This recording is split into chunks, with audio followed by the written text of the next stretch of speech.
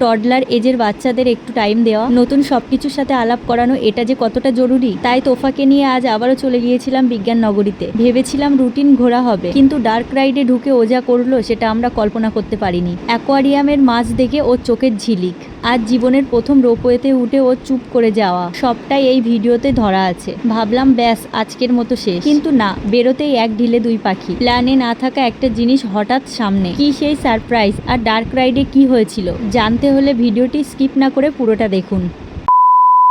Hello everyone, welcome back to my new vlog.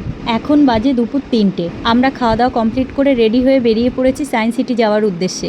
আর এই কলকাতার science city হলো ইন্ডিয়ার সবথেকে বড় সায়েন্স মিউজিয়াম, যেখানে খেলার ছলে বিজ্ঞান শেখানো হয়। টডলারদের জন্য এই জায়গাটি একদম পারফেক্ট। কথা বলতে বলতে আমরা বিশ্ববাংলা গেট পার করছি, আর আমার তোফা কিন্তু এখন ঘুমিয়ে পড়েছে। আজকে ওয়েদারটা একটু মেঘলা মেঘলা ছিল, আর এরই মধ্যে আমরা আইটিসি রয়্যাল বেঙ্গলের সামনে চলে আসলাম। আর আমাদের বাড়ি থেকে সায়েন্স সিটির দূরত্ব 16 থেকে 17 কিলোমিটার, যা বাইকে আসতে 40 মিনিট টাইম লাগে। ভিতরে প্রবেশ করেই প্রথমে আমরা বাইকটি পার্কিং এরিয়াতে পার্কিং করে নিই, আর এখানে পার্কিং চার্জ নেয়। আর তোফা তো বাইক থেকে নেমে দৌড়াদৌড়ি শুরু করে দিয়েছে। এরপর হাঁটতে হাঁটতে আমরা টিকিট কাউন্টারের কাছে চলে যাই। এখানকার জেনারেল এন্ট্রি টিকিট জন প্রতি 80 টাকা, আর বাকি রাইড শো এর আলাদা টিকিট লাগে। আর আমার পিছনে এখন যেটা দেখছেন এটা হলো কুগেল ফাউন্টেন, 6 টনের একটা গ্রানাইটের গ্লোব, কোনো সাপোর্ট ছাড়াই শুধু ওজনের প্রেসারে ঘুরছে। আমার তোফা তো দেখে অবাক। আর আমরা যেহেতু এখানে বিকাল 4টের সময় পৌঁছেছি, সেই জন্য টাইম নষ্ট না করে ঝটপট সব ঘুরে নেওয়ার চেষ্টা করব। আর আমার তোফা কিন্তু বাড়িতে আজকে ভালো করে দুপুরের খাবার খাইনি, এই জন্য আমি ওর জন্য ওটস ক্যারট বানিয়ে এনেছি টিফিনে করে বাড়ি থেকে। সেটাই একটা গাছের নিচে বসে আমি ওকে খাইয়ে নিচ্ছি। আর এটা হলো ইভলিউশন অফ লাইফ বা ডার্ক রাইড। এটা কিন্তু এখন বন্ধ, অন্য বিল্ডিং এ শিফট হয়ে গেছে। আর এরপর আমরা মিউজিক্যাল ফাউন্টেনের সামনে চলে আসি। ফাউন্টেনের জল হালকা গায়ে ছিটে আসছিল, খুবই ভালো লাগছিল। কিন্তু সায়েন্স পার্কের এই সবুজ গলিটা, এর নাম হেজ মেজ। এখানে ভিড়ও কম আর টিকিট লাগে না, আর চারিদিকে সবুজের সমাহার দেখে কিন্তু খুবই ভালো লাগছিল। এরপর তোফার সাথে কিছু কিউট মোমেন্ট আমি ক্যামেরা বন্দি করে নিলাম রিলসের জন্য। এরপর আমরা সায়েন্স এক্সপ্লোরেশন হলের সামনে চলে আসলাম ডার্ক রাইডের জন্য। 50 টাকা পার হেড টিকিট কেটে ভিতরে ঢুকেই প্রথমে এই চারটা দেখতে পেলাম।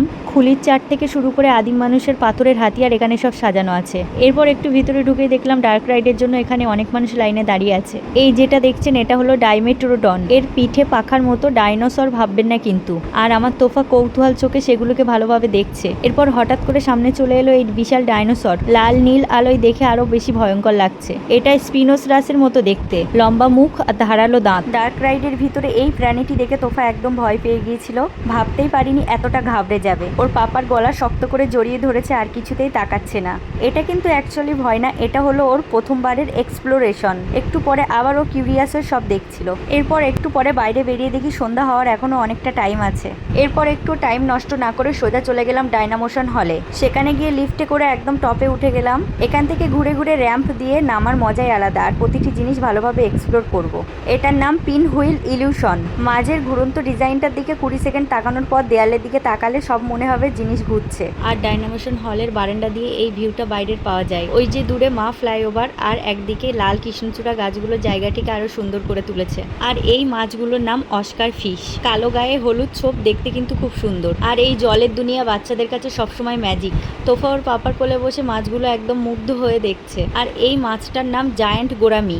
এত বড় আর পুরো সাদা, মনে হচ্ছে জলের রাজা। আর এটা হলো প্যারট সিচ লিড মাছ। উজ্জ্বল হলুদ মাছ আর গোল গোল চেহারা, দেখলেই মন ভালো হয়ে যায়। আর পুরো সায়েন্স সিটির সব থেকে এই জায়গাটা আমার খুব প্রিয়। এখান থেকে খুব সুন্দর ভিউ আসে। আর এরপর আমরা চলে গেলাম রোপওয়ে চড়তে। এই রোপওয়ে দিয়েই কিন্তু আমরা বাইরে বেরিয়ে যাব। আর এটাই কিন্তু আমাদের তোফার জীবনের প্রথম রোপওয়ে। আর রোপওয়ে দিয়ে নিচে সায়েন্স পার্কটা একদম ছবির মতো লাগছিল।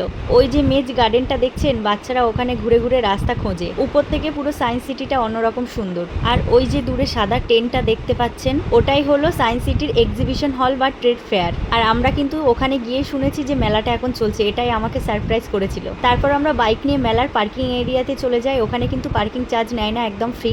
মানে সায়েন্স সিটিতে ঘুরতে এসে বোনাস পেয়ে গেলাম। এখানে এখন চলছে India international mega trade fair.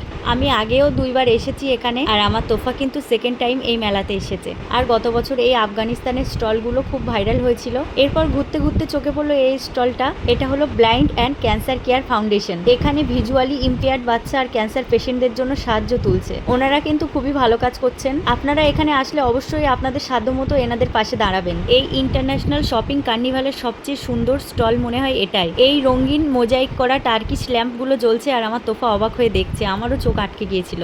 এগুলো কিন্তু খুবই এক্সপেন্সিভ। একটা প্রাইস জিজ্ঞাসা করলাম, বললো 13,000 রুপিস, মানে বুঝতে পারছেন তো। যাই হোক, এখানে এত বেশি স্টল আছে যে সবগুলো স্টল ঘুরে ঘুরে দেখাতে গেলে আমার ভিডিও এখন অনেক বড় হয়ে যাবে। তাই এখানে এক ঝলক দিলাম। পুরো ট্রেড ফেয়ারের আলাদা একটি স্পেশাল ব্লগ আমি বানাবো, ওটাতে A to Z আমি ইনফরমেশন দেবো। আর এতক্ষণে আমাদের কিন্তু প্রচন্ড খিদে পেয়ে গেছিল, তাই ট্রেড ফেয়ারের ফুড কোর্টে গিয়ে গরম গরম ছোলে ভাটুরে অর্ডার দিলাম, যার প্রাইস নিয়েছিল 140। অ্যাকর্ডিং টু প্রাইস টেস্টটা দারুণ ছিল। এরপর আমরা নিয়েছিলাম সাউথ ইন্ডিয়ান ধোসা, আমার তোফার ফেভারিট। ও ফোনে ধোসা ধোসা গানটা শুনে এটার জন্য পাগল, আর আজকে সামনে পেয়ে কি খুশি। ও কিন্তু খুব মজা করে খেয়েছিল। এরপর পার্কিং এরিয়াতে গিয়ে ভালোভাবে প্রিপারেশন নিচ্ছিলাম বাড়ি ফেরার জন্য, যেহেতু অনেকটা রাস্তা আমাকে যেতে হবে আর তোফা ঘুমিয়ে পড়বে। এরপর মা ফ্লাইওভার ধরে আইটিসি রয়্যাল বেঙ্গলের সৌন্দর্য দেখতে দেখতে আমরা বাড়ি ফিরে আসলাম। বাড়ি ফিরে আমি প্রথমে তোফার জুতো জামা কাপড় খুলে দিই, এরপর আমরা দুজনেই ফ্রেশ হয়ে নিই। ভিডিওটি আজ এখানেই শেষ করছি। ভালো লাগলে অবশ্যই একটা লাইক করে পাশে থাকবেন। আজকে দিনটা এক কথায় পারফেক্ট কাটলো। আর কোনো কিছু ইনফরমেশন জানার থাকলে কমেন্টে জানাতে পারেন। টাটা, দেখা হবে নেক্সট ব্লগে।